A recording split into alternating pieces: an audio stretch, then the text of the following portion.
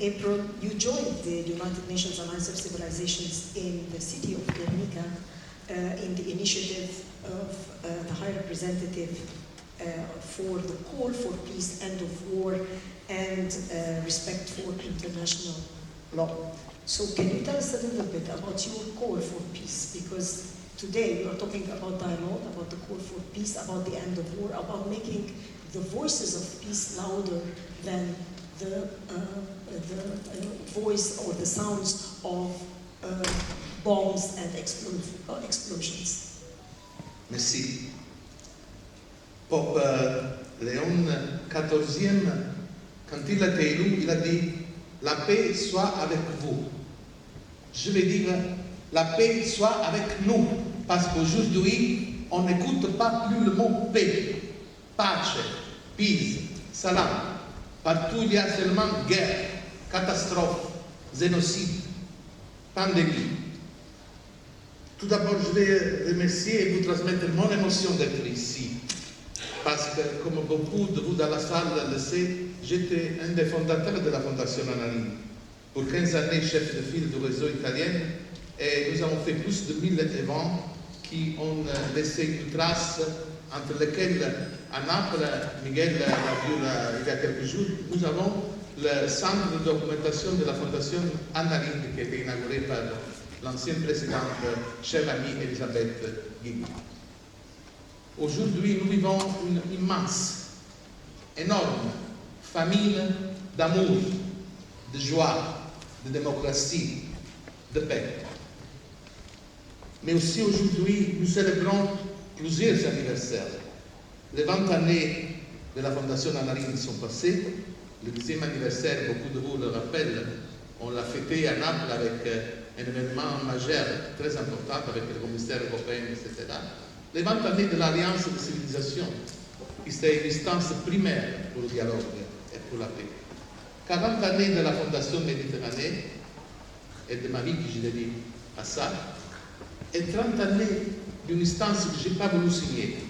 Mais nous avons réalisé le rêve, l'utopie des États unis du monde, que nous avons présenté à la Fondation Analine de sa naissance, mais seulement 20 années après, dans 2022, 181 pays et 16 000 organismes de la société civile ont approuvé une constitution avec les droits et les devoirs de l'habitant de la planète. Donc, pas plus l'utopie, c'est une réalité concrète avec siège dans les différents pays pour sauvegarder la terre et assurer la paix.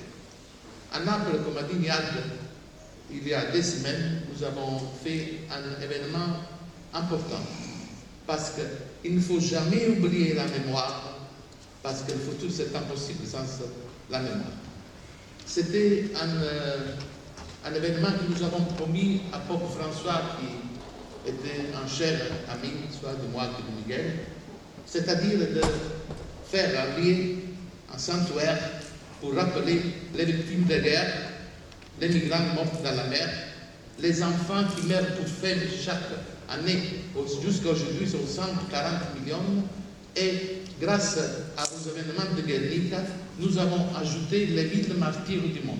Donc à Naples, dans ces monuments que je vous invite à visiter, aujourd'hui, il y a des reliques des victimes de guerre, des migrants morts dans la mer, des enfants morts pour faim, et des villes les plus importantes, Guernica, Sarajevo, Srebrenica, Hiroshima, Nagasaki. Mais dans cette occasion, très émouvante, nous avons décidé de lancer un appel, un nouveau appel pour la paix, contre la guerre, pour le respect du droit international. Avec Miguel, on a travaillé, mais la chose incroyable, c'est que dans 4 jours, nous avons recueilli 1 million de signatures. Ça pour vous dire la soif de paix. Tout le monde désire la paix. Mais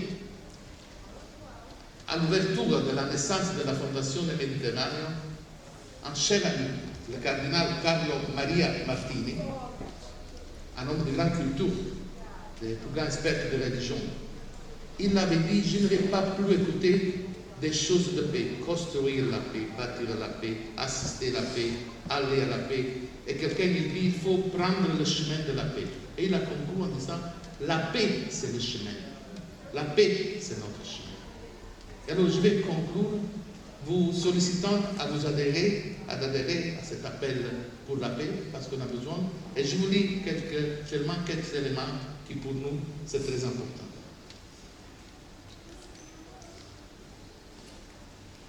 Le monde connaît une immense famine d'amour et d'espoir, et un égoïsme suicidaire envahit l'humanité entière.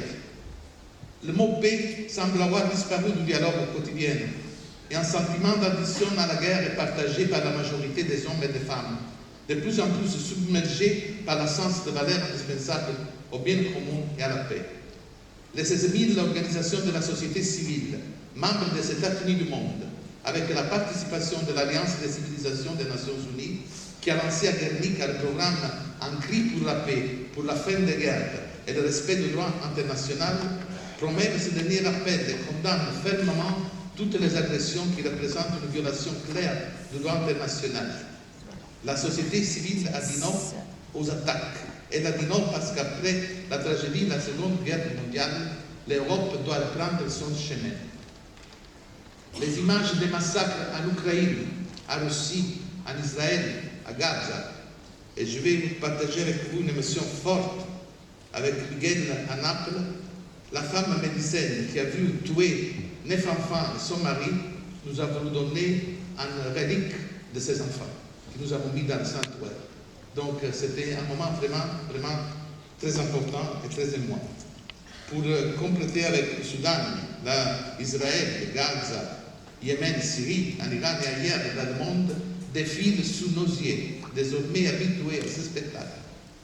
Des centaines de milliers de morts, des millions de déplacés ou d'exilés, des villes et des villages en ruine, des maisons, des ponts, des écoles et des hôpitaux détruits par des canons venus du ciel et de la terre, des monuments culturels ou religieux profanés, des violences et des tortures de toutes sortes, des viols et des humiliations. Nous avons promu il y a 30 années à l'occasion de la guerre en Bosnie, à laquelle j'ai dédié ma vie, avec mon ami fraternel Predrag Matvejević, deux termes, urbicide et mémoricide. La destruction des villes, mais surtout la destruction de la mémoire. Ces guerres veulent détruire la mémoire, c'est la chose la plus fou, la plus mutilante. La souffrance humaine est indescriptible. Pouvons-nous aller plus loin?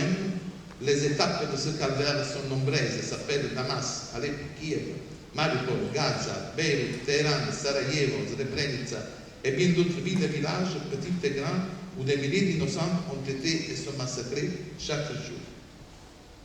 Face à telle humiliation, nous ne pouvons que crier notre colère, comme cela s'est produit souvent par le passé. Jetons à nouveau une bouteille à la mer, à notre mer Méditerranée, avec un appel commun, destiné à ce qu'il reste des consciences sur nos côtes. Thank you very much. Merci. Thank you.